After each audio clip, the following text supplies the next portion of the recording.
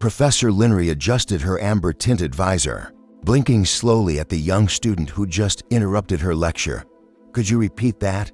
The Volari student tilted her head, antennae twitching curiously. "Why are humans so murdery? We've covered their history, endless wars, massacres, even what they did to the Thalsu. Is there a root cause?" A hush settled across the classroom, dozens of eyes furred, scaled, armored. Soft-skinned locked on Linnery. "It's deceptively simple," Linnery said, exhaling, "yet complex. Humanity is not the most violent species in the galaxy. That title likely goes to the Thalsu, may they rest in the shadows. But humans, they are the most violent within the accord of civilized races." She tapped her data console. The screen behind her flickered to life, displaying a pair of human toddlers barely past infancy smacking each other with wooden spoons, shrieking with laughter, while predatory species like the Volari and Norik evolved to hunt and defend. Their violence was always a matter of necessity. With humans, it seems instinctual, enjoyable. "Even, you mean to say, they play at violence?" asked Relin, a long-necked Harlari wearing a necklace of Terran beads. "Oh, they do more than play," Linnery replied. "Watch this clip." The screen shifted. A swarm of human children charged across a suburban lawn, brandishing plastic swords and makeshift shields. That footage was captured by an Ekri traveler. They were astonished to find children forming skirmish lines, ambushing one another from hedgerows and coordinating attacks. "They're trained so young," a Talari female gasped, her black fur bristling. "They're not trained," Linnery corrected gently. "They simply do it by instinct, by imitation. They call it rough and tumble play, believed to build resilience, emotional intelligence, and a sense of social boundaries. Many human societies even encourage it." She walked slowly toward the projector, shifting the slide to a grim image of a Terran battlefield. "You see, the real question is no longer, is Earth a death world? The answer is obvious. The real question is it a death world because of the planet, or because of what evolved on it?" The students shifted uncomfortably. For thousands of years, humans fought one another not just over resources, but over beliefs, revenge, or sheer rage. That has left marks in their genetics, in their psychology. She pressed a control pad, revealing a dark-eyed human with a twisted grin. "This is Varn Delgros, a Terran serial killer. Your species may have had one, maybe two such individuals in recorded history. Humanity, over 10,000 in the unified North America alone. And that's a conservative number." A female Drenny raised her leaf-like hands. "But aren't those broken individuals mentally ill?" "Certainly," Linnery agreed. "But here's what you must understand. Even those considered sane by human standards can kill. Not for pleasure, though some do, but with cold, efficient precision. That distinction brings us to the three kinds of humans." The screen flicked again. Three Terrans appeared, one somber, one scarred, one grinning disturbingly. "First, the unwilling predator. They don't want to kill, but if you endanger their kin, their planet, or their sense of justice, they will strike hard and mourn. Later, second, the calculating killer. Soldiers, law enforcers, agents of order. They follow strict protocols, but if you breach their ethical lines, they will remove you without hesitation. You don't even need to harm them directly. Threatening others is enough." A taller male scratched his scaled chin. "So they can kill on behalf of someone else?" "Absolutely," Linnery replied. "And not just fellow humans. They've defended alien children from their own kind. That level of protective projection is terrifying and heartening." She shifted again. "And finally, the predatory aberration, the serial killer, the rogue. This one kills for joy. These are the darkest corners of the human psyche." The class stared in stunned silence. Linnery let the silence linger. Then, with a quiet flick of her hand, the screen displayed a still image of a Terran woman with hollow eyes and an orange prison jumpsuit. "This," she said, "is Mora Kel, one of the last surviving members of the Terran penal force known as Unit 12. A ripple of recognition passed through some students. "Yes," Linnery confirmed, lips pressing into a thin line. "Unit 12. When the humans realized the scale of their imprisoned predators, they did not execute them, they retooled them. focused their savagery into an instrument of war. They gave them weapons, armor, and targets, then loosed them on the Thalsu during the final years of the insectoid conflict. Insanity. Whispered a student in the back. Efficiency. Linnery corrected. The Accord generals, including myself, watched the footage, watched them descend on fortified positions, laughing and singing while tearing apart enemies limb from limb. The rest of the Terran military merely followed behind to clean up. A pale-furred Baron student raised her hand hesitantly. And they survived. Some did. A few fled and captured Thalsu ships. Even now, there are whispers that several of them roam the stars, hidden among civilians. Terrans call them sleeping blades. We call them a nightmare with a name. A shiver passed through the class. But let me make something clear, Linnery continued. These aberrant predators are not the greatest threat. It's the second type, the judicial. Predators that should keep you awake. Why? Asked Kale, a bronze-scaled Noric, his clawed hands resting tensely on his desk. Because they are invisible, she said softly. They look normal, sound normal. They laugh with you, eat with you, protect you. But when one of their protocols is broken, when an innocent is harmed, a trust is betrayed, they act with horrifying speed and certainty. She tapped the panel again. Take the Solari Market incident. An image displayed a small, wide-eyed Illan child crouched against a broken merchant stall. Beside her lay 8 unconscious or dead figures from the Praxin Collective. Above them stood a lone human male, fists bloodied, eyes unreadable. The child was being harassed. The man stepped in, asked them to stop. When they laughed and escalated, he retaliated with force so extreme. We initially thought he was a soldier. Was he? Someone asked. No, a baker, 37 years old. No combat training beyond childhood play, and an elective course in planetary law enforcement. And yet, 8 attackers downed in under 20 seconds. Linnery let that hang in the air before adding, the final attacker pulled a blade and grabbed the Illan girl as a shield. He broke her arm, then impaled him through the torso using the jagged edge of a vendor's awning. The class recoiled. That moment changed our understanding of Terran activation, Linnery said. These aren't mindless defenders. They are capable of stunning calculation, and they don't hesitate. Their moral code activates them. And once it does, they become weapons, muttered a Alari student. Exactly. And that's what has the Accord frightened, Linnery said. Because you don't have to be human for them to defend you. Their protocols apply to everyone. Everyone, asked Mita, a soft-spoken Shireen. Even us, Linnery nodded. They have killed other humans to protect Valari, Theron, even Praxin younglings. And often without regret. She turned her gaze toward the back row, which leads us to a terrifying conclusion. The majority of humans walking among us are judicial predators. They look gentle, laughing, singing, creating art. But they carry this potential within them, and they live by rules only they fully understand. The screen faded, and for a moment the room was lit only by the ambient glow of the star outside the observation dome. They have wars within themselves, Linnery said quietly. A silent struggle between those who judge and those who devour. And worse still, they are extremely difficult to detect. But couldn't we skin them? Asked Darvin, a wide-eyed Zari with natural psychic sensitivity. Surely mental. Scanning would reveal the darkness inside. I used to believe that, Linnery said. Until the Alari probe incident, no one spoke. The name was infamous. 5 of our strongest mentalists attempted to probe a captured human operative. He smiled during the attempt, then calmly spoke the phrase, "Get out of my head." All 5 mentalists collapsed with nosebleeds. One never woke up. Gasps swept the room. Since then, we've confirmed that many humans, particularly the predators, possess a form of mental immunity. Or worse, they know when they're being scanned.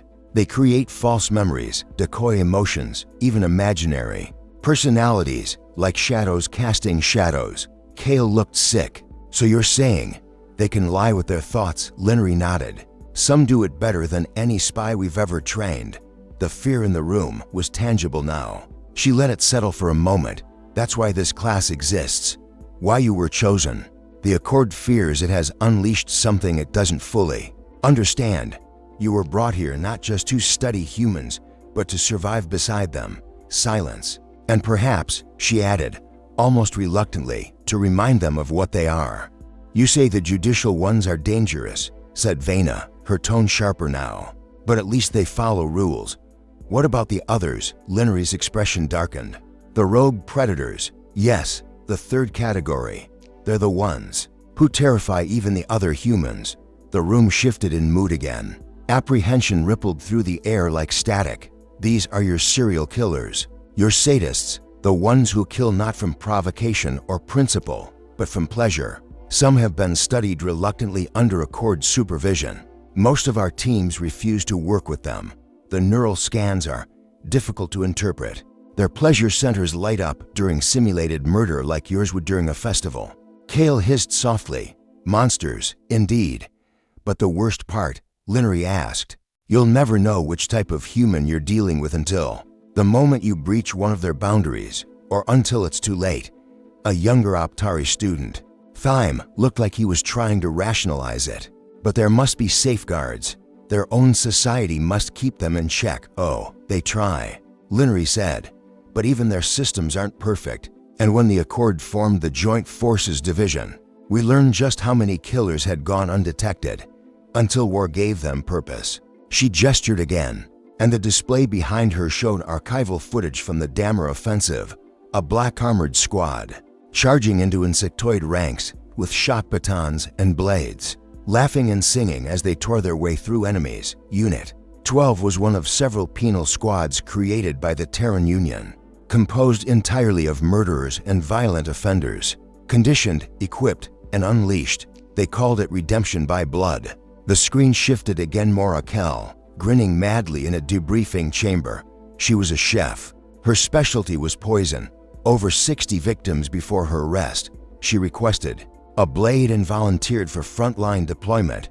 After the war, she was released with a full pardon. A few students recoiled. "I see you're disturbed. Good. You should be. But don't mistake this for simple savagery. Human predators even. The rogue ones can be disturbingly intelligent. And the judicial ones, they're tactical." Linery turned her gaze toward Thyme again. "You ever hear of the Elter Protocol trigger?" He shook his head slowly. "A Yulari trader slapped a human child during a market dispute. To human males. And a female intervened.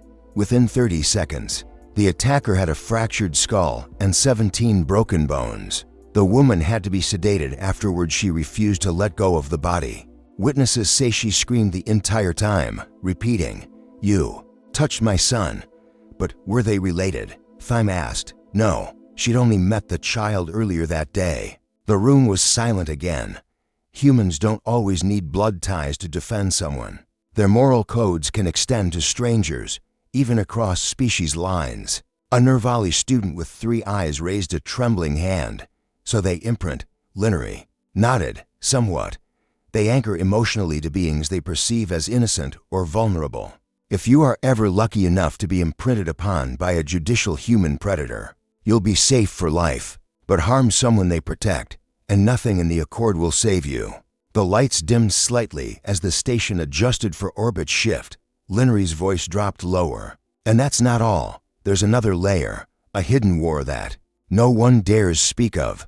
She pressed her hand to the console, and a schematic of the Terran intelligence network appeared. Shadowy figures, redacted names, unknown task forces. There's evidence confirmed by Terran ambassadors that Earth operates a hidden division within its own species, a hunter faction, one that tracks and eliminates rogue predators before they become uncontrollable. "A war among predators," Vena whispered. "Exactly. Judicial predators acting covertly, executing rogue predators in the shadows. No trials, no arrests. Just swift, clean disappearances. The humans have accepted that this darkness lives within them, and they have made it their duty to manage it." "But how?" asked Mita, her voice shaky. "How do they sleep at night?" "Some don't," Linery replied quietly. "Some do, and that's what frightens us most." There was a long silence, broken only by the soft hum of the overhead vents. "They do not fear their own darkness," she added, more to herself than to the class. "They embrace it, tame it, weaponize it. We cover ours in ritual and law. They turn theirs into purpose." The class looked collectively shaken now. The scales had tilted. Curiosity had turned to dread. And that is why, Linnery said, straightening her jacket, this program forbids humans from attending. We are not preparing you to be friends with humanity. We are preparing you to survive beside them. You must understand them because they may one day be your enemy. Or, worse, your only ally. A soft chime rang overhead. The final hour of the lesson had ended. But no one moved. Go, Linnery said gently. We'll continue next cycle. As students began to collect their bags, murmuring quietly. To lingered Vena and Thyme. I figured it out, Vena said. Quietly to her friend, glancing toward the closed door. Figured what out? Thyme asked. That scent. On Professor Linnery's coat yesterday, during the lesson on the Dammer War. I couldn't place it. Thyme frowned. You think it was blood? Vena shook her head. No. It was musky, sharp, like ozone and pine wood. Thyme blinked. That's a human scent. Vena nodded once. A male human scent. She's been in contact recently. Thyme swallowed. With who? Vena's expression darkened. I don't know, but if she's meeting with humans off record, then maybe we're not just studying them anymore. The training pits on Deck 9 were alive with noise, wood clashing against padded armor, grunts, cheers, and the occasional yelp of pain. Dust from the synthetic sand clung to everyone's boots. Overhead, the artificial sun beat down with programmed persistence. Syrah, a lean-furred Alari with pale yellow fur, wiped a bead of sweat from her brow and exhaled. Her chest heaved and her muscles ached. She had just been tossed again by her human sparring partner, a deceptively cheerful recruit named Clara Ward. You all right there, Stripes? Clara called out. Leaning on her padded baton like it was a walking stick, Syrah pulled herself up with a hiss, eyes narrowing. Your bones must be made of titanium. Nope, Clara grinned, spinning her pugil stick. Just reinforced by protein powder and disappointment. A few of the other human recruits chuckled. Even the Volari trainees smirked. Syrah knew they meant no harm, but damn, were they hard to fight. Despite all species training under the same instructors, humans somehow dominated the drills. They moved differently, more fluid, more aware. Their strikes weren't just quick, they were precise, honed like instincts carved from generations of violence. She wasn't alone in her frustration. The other Alari, the Plixen, even the armored Corn struggled to land a clean hit on their human counterparts. You ready for another round? Clara asked, brushing some sand off her shoulder. Born ready, Syrah muttered, dragging her pugil stick back into position. The whistle blew. They moved again. This time, Syrah went low, spinning into a feint. Clara anticipated it and countered. With a jab to the ribs, Syrah groaned but twisted sideways, managing to land a light hit on Clara's arm. Cheers erupted from the sidelines. 5 hits now. Only one more to pass. Come on, Stripey. Someone from her team shouted. One more. Clara lunged again. Syrah ducked, rolled, and struck. Her baton thudded against Clara's thigh. Clara's eyes went wide as she stumbled backward, falling into the sand with a loud oof. 6. The Volari shouted. The training field exploded with cheers. For the first time in their joint combat drills, a non-human had officially passed the melee qualification against a human. Drill Commander Rena strode onto the field, arms crossed, face unreadable under her wide-brimmed campaign hat. Private Ward, she called out. Clara jumped to attention, sand still clinging to her uniform. Ma'am, you let yourself get outmaneuvered. Again. She earned it, ma'am, Clara replied, glancing over at Syrah. She stayed focused. I didn't. Rena's eyes narrowed. And what do we call that? Discipline failure, Mum. Correct. Then she turned to Syrah, who was still catching her breath. And what do we call what you did? Syrah blinked. Improvisation under pressure. No, Rena said, stepping closer. We call that combat adaptation. And it's rare among your people. Syrah flinched. Which is why, Rena continued, pulling a small black insignia from her belt pouch. You are hereby promoted to specialist. The field went silent. Then a cheer erupted. What? Promoted? A Lari named Darren shouted, jumping up and down. First non-human promotion. It happened. Syrah's eyes widened. Wait. Seriously, Rena didn't smile, but there was something faintly warm in her eyes. You showed me something I value, Specialist Sira. The kind of grit we look for. Steel soul, iron heart. The human recruits echoed the phrase. Hands over hearts. Steel souls, iron hearts. Rena leaned forward, pinning the new insignia onto Sira's lapel. The needles pierced clean through. Sira hissed and winced but didn't scream. You're official now, Rena said quietly. Sira stood straighter, blood trickling from the fresh wound. Her teammates lifted her onto their shoulders, chanting, laughing, clapping. Even Clara gave her a respectful nod. She didn't know how to feel, part pride, part shock, but one thing was clear. She had earned the respect of the humans, ours. Later, in the quiet hallway outside the training wing, Vena and Thyme walked side by side, still processing what they had seen. That strike she landed on Clara's back, perfect angle. Thyme muttered, "Did you see Clara's face? She knew it was coming. She just let it happen. She got distracted," Vena said quietly. "Or maybe she wanted to lose." Thyme looked at her. "I mean it," she added. "Think about it. They've dominated every drill. Maybe they needed one of us to win, just to give us hope, just to make us feel like we're not outclassed."